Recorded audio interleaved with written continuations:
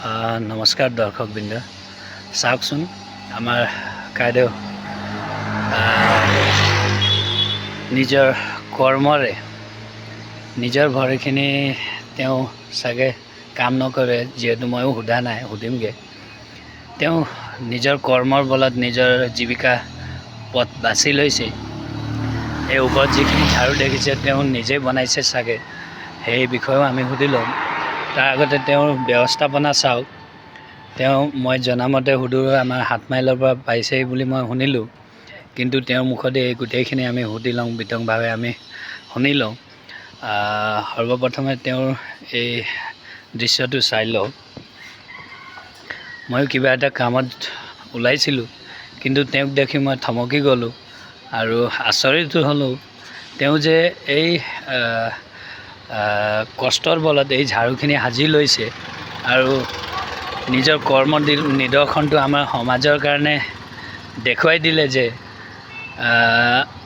নিজে কৰ্ম কৰিলেহে ফলটো পাব পাৰি, কৰ্মৰ যোগেদিহে আমি সফল হ'ব পাৰি। ইয়াতোতকৈ আৰু ডাঙৰ নিদৰ্শন আমাৰ সমাজৰ বাবে কি হ'ব পাৰে। তো যিয়ে নহওক লাগিলে আমাৰ দাদাৰ কাষলৈ যাওঁ, সুধি লওঁ যে এওঁ এই ঝাৰুখিনি নিজে সাজি উলিয়াইছেনে। দা, আপোনালৈ নমস্কাৰ জনাইছোঁ। মোৰ এইটো ব্যক্তিগত ইউটিউব চেনেল। তেওঁ ভিউজ পাবলৈ, লাইক শ্বেয়াৰ পাবলৈ মই ইয়াত অহা নহয়। ফটকছে যাওঁতে মই দেখি গ'লোঁ আৰু থমকি গ'লোঁ। আপুনি ক'ৰ পৰা পাইছে ইয়ালৈ, সোণপুৰালৈ? আমাৰ সুদূৰ 7 মাইলৰ পৰা এই চাইকেলেদি আপুনি আহিছে ন? তাৰপিছত ইমান ৰ'দতো আপুনি পালেহি?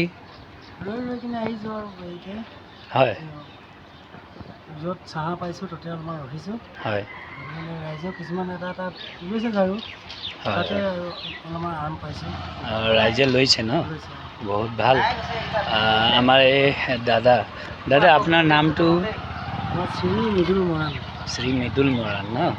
আমাৰ মৃদুল মৰাণ দাদাৰ এই কৰ্ম নিদৰ্শনটো চাওক। মানে আপোনাকো দুখ লাগিব চালে মানে। তো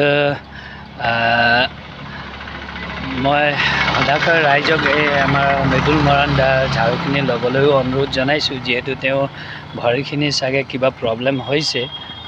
ভৰিখিনিৰ বিষয়ে মই সুধি ল'ম কাইদেউ। আপোনাৰ ভৰিত কিবা প্ৰব্লেম হৈছে নেকি? কিবা আঘাত পাইছিল নেকি? অলপমান জোৰকৈ ভৰিটো বিষাই থাকে। হয়, এই চাইকেলটো আপুনি নিজৰ হাতেদি মাৰি তাৰ পৰা ইয়াত পালে। হয়, দাদাৰ এই এওঁৰ ভৰিবিলাক বোলে আগৰ পৰাই প্ৰব্লেম আছে, চাই লওক। মই আৰু এবাৰ সদাশয় ৰাইজক বিনম্ৰভাৱে অনুৰোধ কৰিছোঁ যে এই আমাৰ দাদা মৃদুল মৰাণ দা ঝাৰুখিনি যদি ঘৰত প্ৰয়োজন হৈছে আপোনালোকে লৈ দিয়ে যেন, কিয়নো তেওঁ যথেষ্ট কষ্টৰ বলতে সাজি উলিয়াইছে, যিহেতু তেওঁৰ ভৰি নচলে, হাত দুখন চলে। তো সেইবাবে আপোনালোকে দাদাক সহায় সহযোগ কৰি দিয়ে যেন। এয়াই মোৰ ভিডিঅ' বনোৱাৰ মূল উদ্দেশ্য আছিল। ধন্যবাদ।